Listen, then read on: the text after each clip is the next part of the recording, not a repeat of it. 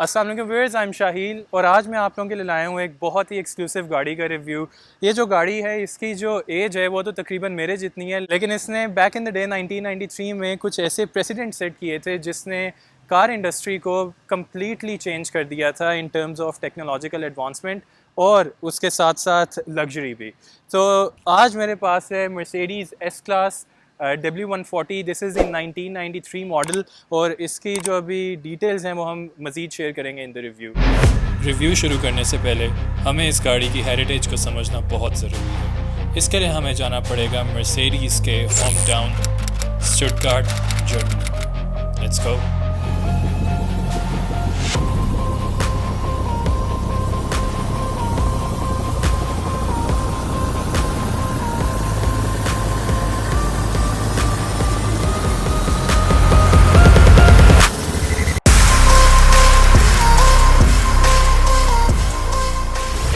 सफ़र तो थोड़ा लंबा है लेकिन I am sure that's worth the wait. अगर आपने अभी तक हमारी मर्सिडीज़ म्यूज़ियम की टूर वीडियो नहीं देखी तो डू चेक इट आउट। ये हमारे इस चैनल की कवर वीडियो भी है। एनीवे, अगर हम मर्सिडीज़ म्यूज़ियम में जाएं तो उधर ऑब्वियसली आपको इस ब्रांड की हिस्ट्री तो बताई जाती है, बल्कि दिखाई भी जाती है यूजिंग वेरियस इलस्ट्रेशंस, और जो मॉडल्स हैं इनके वो भी वहाँ पे ही हैं। लेकिन एक सेक्शन जिसने मुझे बहुत ज़्यादा मुतासर किया था वो इसकी रीसेंट हिस्ट्री का सेक्शन है, जहाँ पे आपको SL 500 और 90s की जो मर्सिडीज़ थी उनको एग्जिबिट किया गया था। अब इसी में ही ऑब्वियसली जो प्रिंसेस डायना है उनकी पर्सनल कार भी मौजूद थी। और बाय द वे, ये जो W140 एस क्लास है यही वो गाड़ी है जिसमें प्रिंसेस डायना की डेथ हुई थी। अब चलते हैं इस वीडियो में वापस। सबसे पहले तो बात करेंगे इस गाड़ी के इंजन की। ये जो पर्टिकुलर मॉडल है ये 300 SEL है, विच मींस के ये इसका ऑल्दो बेस मॉडल है लेकिन इसमें भी लॉन्ग व्हील बेस आती थी। इसमें जो इंजन है वो 3.2 लीटर इनलाइन 6 इंजन है, विच मींस 6 सिलेंडर, और इसकी जो हॉर्स पावर है वो 235 हॉर्स पावर है और जो टॉर्क है वो about 320 newton metres of torque के प्रोड्यूस करते हैं। अभी हमने इस गाड़ी को टेस्ट भी किया है, गाड़ी काफ़ी तेज़ है। 0 to 100 हम अभी इस वजह से नहीं कर रहे क्योंकि इसका थोड़ा सा फ्यूल पंप का एक इशू हुआ है, लेकिन ऑन एवरेज जो हमने ऑनर के साथ डिस्कशन किए अराउंड 8 सेकंड में ये 0 to 100 अचीव करती है। ये एक ऐसी गाड़ी है जिसने पूरी ऑटोमोटिव इंडस्ट्री के लिए एक बेंचमार्क सेट कर दिया था। ये गाड़ी एक माइलस्टोन थी। इवन जो इसकी अपनी पिछली जनरेशन थी उसके बाद ये गाड़ी एक बहुत ह्यूज इंप्रूवमेंट थी। यानी आपको ये नहीं लगता था कि ये एक जनरेशन का गैप है, ये मल्टीपल जनरेशन का गैप आ गया था all of a sudden. And शाहील्स one of the most favourite cars. वो कहते हैं ना कि एक चाइल्डहुड हीरो है शाहील का ये। सो ये शाहील के लिए एक चाइल्डहुड हीरो, और ये गाड़ी 1998 तक आई थी। बिल्कुल। अच्छा, अभी जो रिव्यू का इंट्रो था उसमें मैंने 2 चीज़ों का जिक्र किया था कि इस गाड़ी ने एक तरह से रिवैम्प किया था लग्जरी एंड टेक्नोलॉजिकल एडवांसमेंट को। तो उसमें आई थिंक हमें 5 इसके ऐसे फीचर्स की ज़रूर डिस्कशन करनी चाहिए जो कि इस गाड़ी ने एक तरह से एज अली सेट के वो बेंचमार्क सेट किया था, जो कि इसके बाद जितनी भी लग्जरी कार्स आई हैं उन सब में वो यूज़ किए गए हैं। तो पहली चीज़ तो ऑब्वियसली इस गाड़ी ने सॉफ्ट क्लोज डोर्स को इंट्रोड्यूस करवाया था, और अब हम देखते हैं तकरीबन जो भी लग्जरी कार्स हैं इंक्लूडिंग जो करेंटली अब ये इलेक्ट्रिक कार्स में ई-ट्रॉन भी है पाकिस्तान में, उसमें भी वो अवेलेबल हैं। फिर उसके अलावा अगर आप इस गाड़ी को रिवर्स करते हैं, सो इंटरेस्टिंगली ये गाड़ी 93 मॉडल है, राइट। तो इस टाइम पे ना पार्किंग सेंसर्स होते थे ना रियर व्यू कैमरा था।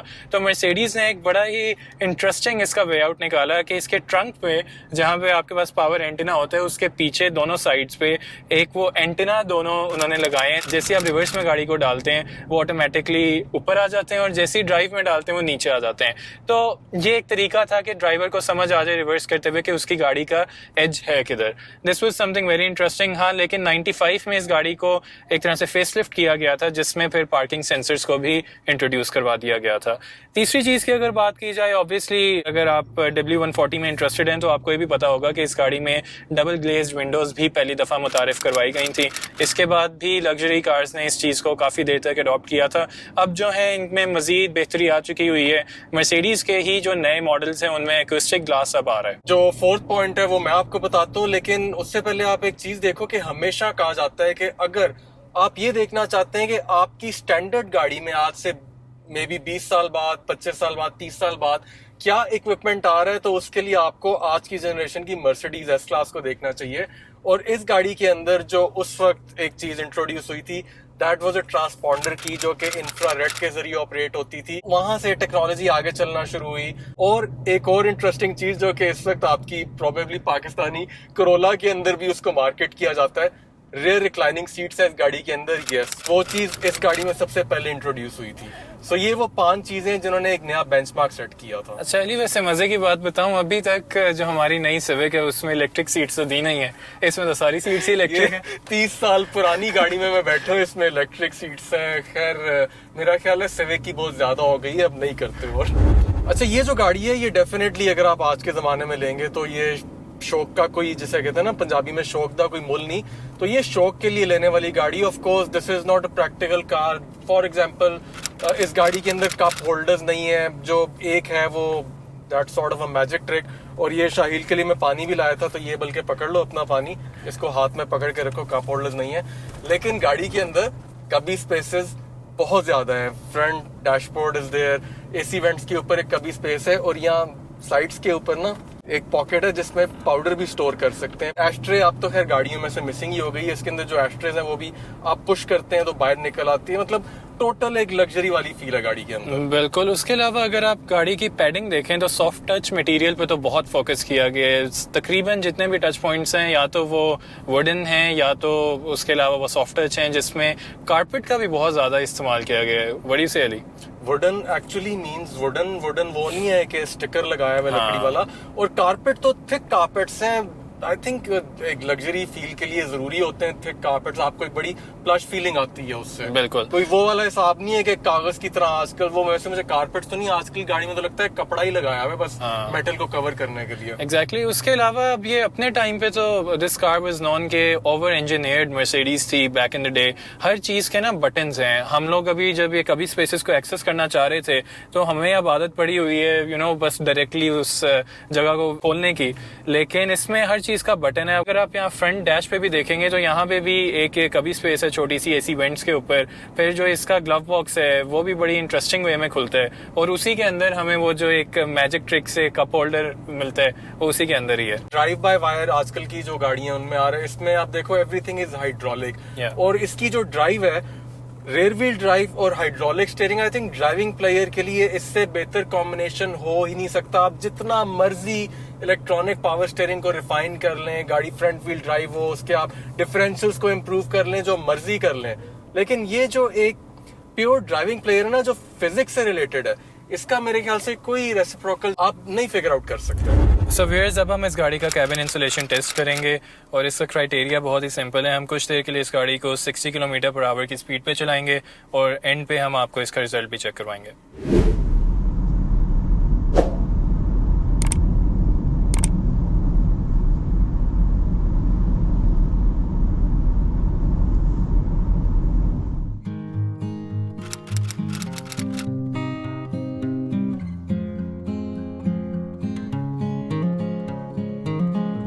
सो व्यूअर्स, अब ऑब्वियसली जो भी ये गाड़ी परचेज करता है उन्हें इस गाड़ी की काफ़ी पहले रिसर्च भी करनी पड़ती है और नॉलेज होती है। हमारे साथ इस टाइम पे इस गाड़ी के ऑनर भी मौजूद हैं। साथ वेलकम टू रिव्यू, एंड मुझे और मेरे व्यूअर्स को भी आप एजुकेट करें कि ये जो W140 है इस जनरेशन में क्या क्या ऑप्शंस थी और इसका जो फेसलिफ्ट था उसमें क्या चेंजेस आए। सो शाहिल भाई, ये W140 1992 से 1998 तक आई थी।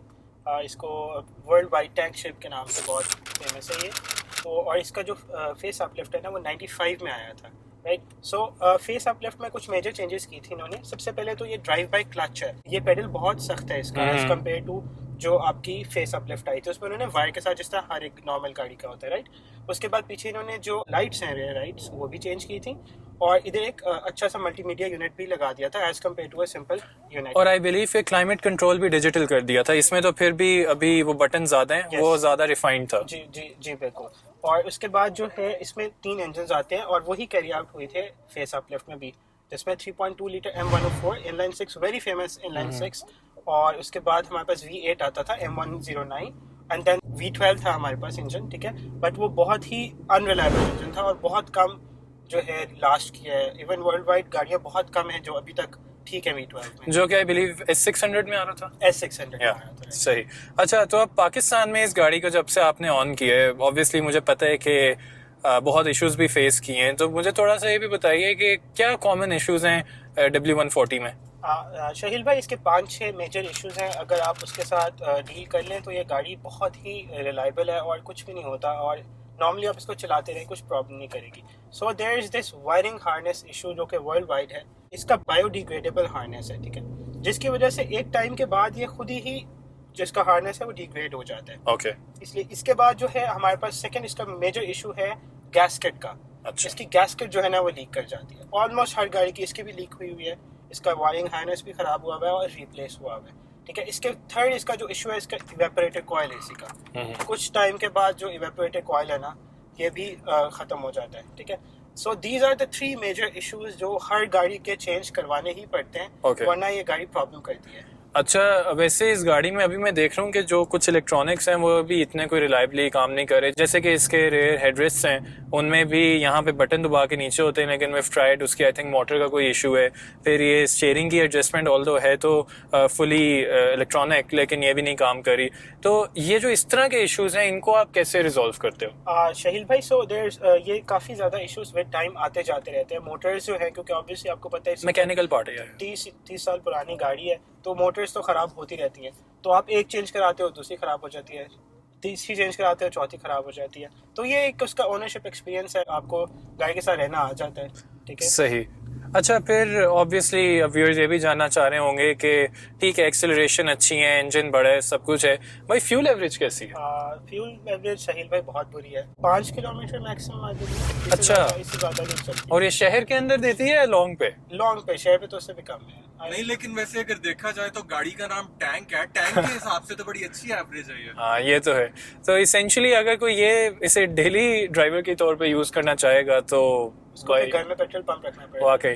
अच्छा, speaking of the petrol pump, मुझे बताएं इसकी फ्यूल टैंक की कैपेसिटी क्या है? इसकी 100 लीटर शाहिल भाई। वाह, 100 लीटर्स, तो which is essentially double than जो हमारी करंट सेडान्स हैं सी सेगमेंट की। बिल्कुल बिल्कुल। अच्छा, साथ मुझे बताइए कि इस गाड़ी की जो प्राइस रेंज है पाकिस्तान में वो क्या है? जी शाहिल भाई, द कार जो है ये ऑन इट सेल्फ बहुत से फैक्टर्स हैं जो इसको गवर्न करते हैं कि कितनी प्राइस रेंज होनी चाहिए, पर I believe somewhere between 2.8 million to upwards 5 million तक गाड़ी होगी। अच्छा, 5 मिलियन तक भी? डिपेंडिंग ऑन द जो हम V12 है वो 5 मिलियन में बिल्कुल होगी अगर जो मेंटेन्ड है। पोस्ट फेसलिफ्ट जो है वो महंगी गाड़ियाँ हैं और प्री फेसलिफ्ट ज़्यादा है। ये दो बड़ी इंटरेस्टिंग बातें हैं। हमारे जो पाकिस्तान है उसमें सबसे ज़्यादा ये गाड़ियाँ एक तो कैबिनेट डिवीजन की हैं और एक प्राइम मिनिस्टर ऑप्शन की हैं। ओके। 90% ऑफ द कार्स ये वही हैं जो इन दो तरीकों से आई हुई हैं। पर्सनल अच्छा। इंपोर्ट्स बहुत कम है। जी, तो व्यूअर्स अब हम इसकी POV ड्राइव पे चलते हैं। ऑल्दो इसकी POV drive is not that important क्योंकि this is not a regular car. 30 साल पहले इस गाड़ी की जो विजिबिलिटी थी वो बहुत ही अच्छी है। फ्रंट विजिबिलिटी तो खैर मेरा ख्याल है बहुत वाइड व्यू है इसका। ऑफ कोर्स गाड़ी भी बहुत चौड़ी है और विंडस्क्रीन भी इसकी बहुत वाइड है और पिलर्स भी उस वक्त डिफरेंट किस्म के हुआ करते थे और पिलर का एंगल भी शार्प है। तो ब्लाइंड स्पॉट कोई बहुत ज़्यादा नहीं है, ना राइट साइड पे ब्लाइंड स्पॉट्स हैं ना उस तरह लेफ्ट साइड पे ब्लाइंड स्पॉट्स हैं। और एक चीज़ एज ए ड्राइवर जो आपको ऑड लगे, मुझे तो खैर लग रही है, आई डोंट नो, शायद ये प्रॉब्लम सिर्फ मेरा अकेले का हो, कि ये गाड़ी का ये जो सेंटर पार्ट है ये AC के वेंट्स और डैशबोर्ड डिज़ाइन इसके साथ अलाइंड नहीं है, तो ये थोड़ा सा ऑड लगता है।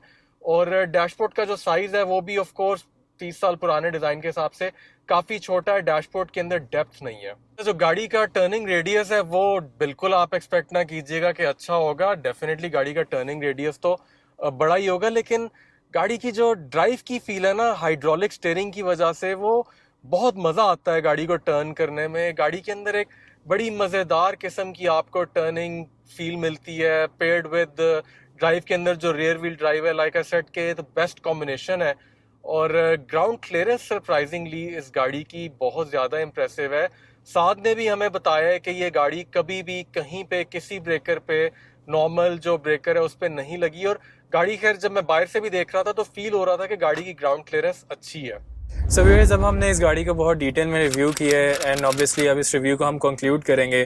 तो अली, पहले तो आप बताएं क्या ओपिनियन है इस गाड़ी के बारे में? वेल, अगर तो आपको शौक है गाड़ियों का और आपको इस तरह की किसी क्लासिक गाड़ी का शौक है on the side as a hobby रखने के लिए, आप टाइम दे सकते हैं, आप इस गाड़ी की मेंटेनेंस के ऊपर अपने थोड़े से पैसे खर्च कर सकते हैं, तो आई थिंक इससे ज्यादा अच्छी हॉबी और एक टाइम पास और एक अफेयर जो है वो एटलीस्ट मेरे जैसे बंदे की ओपिनियन में कोई और इतनी अच्छी चीज शायद ना ही हो। ऑफ कोर्स हर किसी की अपनी हॉबीज होती हैं। असल जो क्वेश्चन है शाहिल वो आपसे बनता ही है, आपका चाइल्डहुड हीरो है, तो कैसा लगा आज आपको इस मुलाकात के बाद? नहीं देखिए, ऑब्वियसली मेरा ओपिनियन तो बायस्ड रहेगा क्योंकि मुझे तो ये गाड़ी बहुत देर से पसंद है और मैंने भी इस पर बहुत रिसर्च की है। हाँ, लेकिन कभी भी इस गाड़ी को ख़रीदा नहीं, जिसकी रीज़न एक ही है कि मेंटेनेंस एंड ऑब्वियसली एक हैसल होता है इन गाड़ियों को मेंटेन करना, देन स्पेयर पार्ट्स की अवेलेबिलिटी। जैसे अभी हमने साथ के साथ भी डिस्कशन की है कि with the passage of time ये खड़ी खड़ी गाड़ियाँ काम बहुत निकाल देती हैं। तो उस चीज़ के लिए आई थिंक कि आपको पहले वाकई मेंटली प्रिपेयर होना चाहिए कि आप ये टाइम दे सकते हैं, and once you are then sure go for it. लेकिन मुझे लगता है कि किसी ना किसी दिन मुझे एक फोन कॉल आएगी कि अली भाई वो एक W140 देखने जाना है। ये हर कुछ अरसे के बाद ये भाईजान जो हैं ये मुझे कहते हैं कि मैंने W140 लेनी है। सो लेट्स सी क्या होता है। Never say never, right? हाँ बिल्कुल। तो व्यूअर्स, ये तो था हमारा W140 S क्लास का डिटेल रिव्यू। उम्मीद है कि आपको पसंद आया होगा, और अगर आप चाहते हैं कि हम इस तरह की और भी क्लासिक कार्स का रिव्यू करें तो share with us in the comments, and will see you in the next video. Till then, अल्लाह हाफिज। अल्लाह हाफिज।